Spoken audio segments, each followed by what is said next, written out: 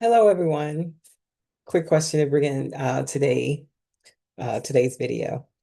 What if your voice was being silenced or erased online?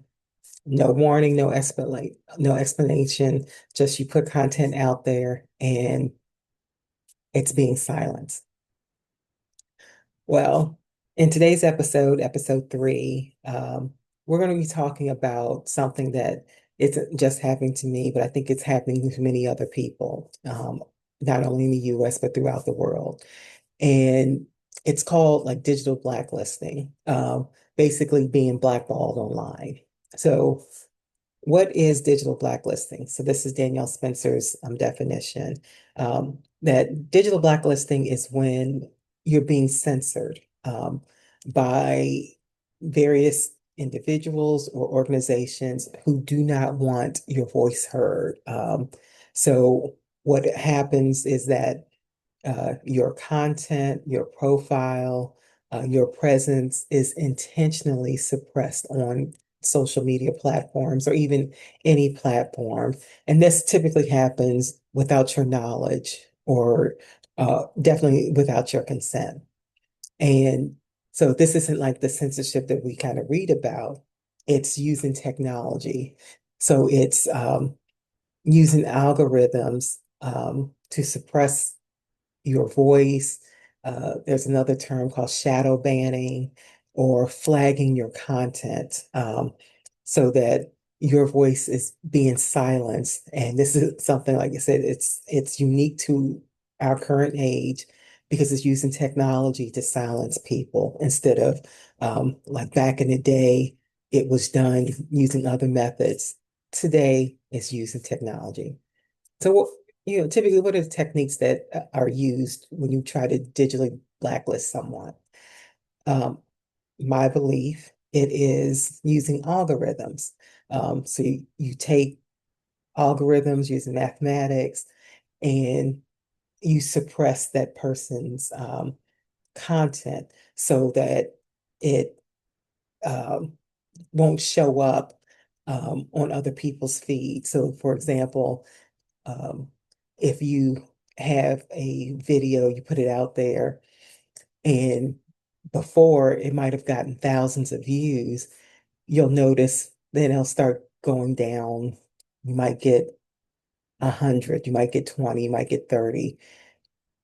If that happens, it's my belief that typically that something has happened and you're being suppressed using algorithms. Another technique that could be used. It's called shadow banning. And that happens when technology makes it appear that your content is live and that people can interact with it, but they can't. Um, Technically, something has been, happened behind the scenes where no one can engage with your content. And the last one is flagging. Um, Now, this is people or you, an individual being flagged for no justifiable reason. And I'm not talking about people who put inappropriate, because I've had to flag a couple of people, especially men, for sending me inappropriate pictures. And I'm like, I never asked for that. I don't want to see it. And so I will report them and say, wait a minute, this person is sending me very inappropriate pictures. But in other cases, it's your content is flagged for either by a bot, so it's done by technology, or bad actors, just because they don't want your content out there for people to be able to hear or to read. And while these might seem subtle or um, not extremely harmful, like physically harmful, they are and can be devastating because basically what it is silencing your voice using technology. Um, so whose voices are being silenced? My opinion, it's people like me, people who are whistleblowers. If you have seen something and you're speaking out about it, those are the type of voices that um, bad actors typically want to suppress or digitally backlist. Other could be activists, people who are using their rights as citizens to shine a light on certain behaviors or policies.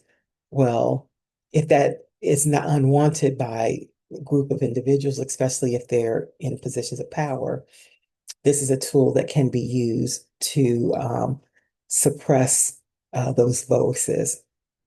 Or people who work in media, such as journalists, if they have an expose and they put a story out there that people in positions of power or in positions of influence do not want others or the world to know about, this is a way of attempting to silence those voices. So those are, in my opinion, typically types of voices that are being or that are being silenced. Um, I would say my, again, going back to my book series, um, I personally know what it feels like to be digitally targeted and being the target of a digital assassination attempt. And that is kind of what the basis of my story is, to kind of tell the different techniques and tactics that were used against me in an attempt to completely destroy me and people close to me.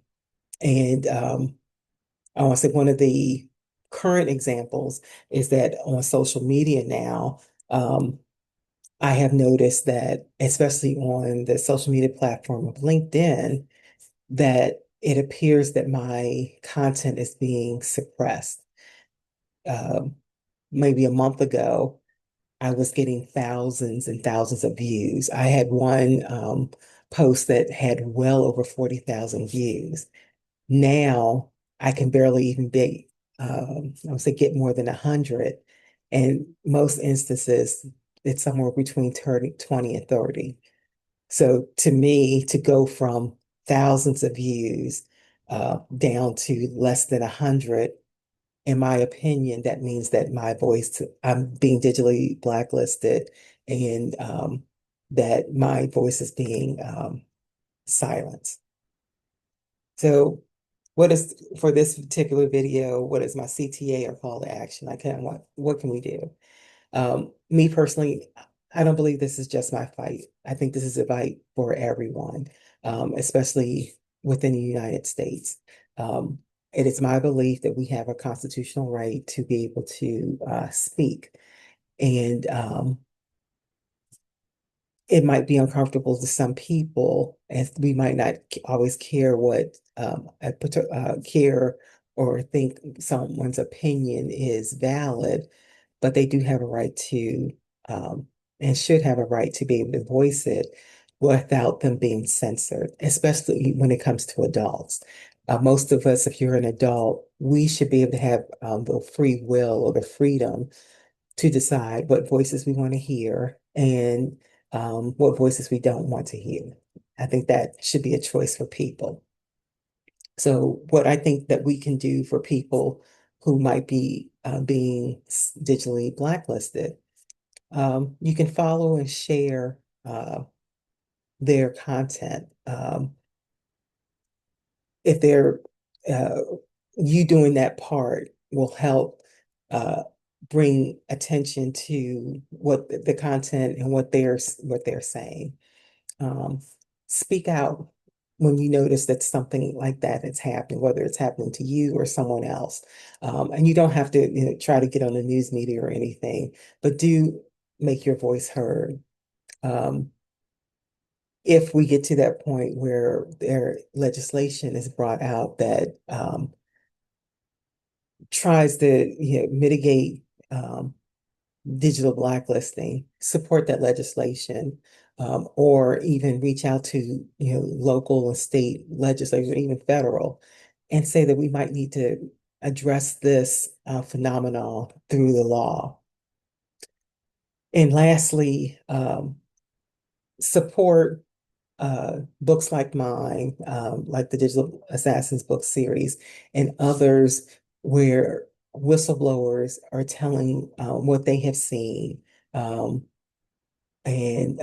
providing their story. I can tell you from firsthand experience, being a whistleblower is not easy. And there, when you decide to take that step, you are what people should expect that you're going to be retaliated against. And whatever you do, it's going to be like you're going to have almost like a target on your back to try to make you fail. But if others out there support voices like mine, it'll help that failure minimize the opportunity for failure for people like that. So what I want to close by saying that like I said, I don't believe this is just my fight. I think it's fight for everyone who believes in free speech and wants the opportunity to be able to decide what they hear and not let that decision be made by someone else, especially as adults. So I want to thank you guys for watching. Please like, share, um, and subscribe to the channel.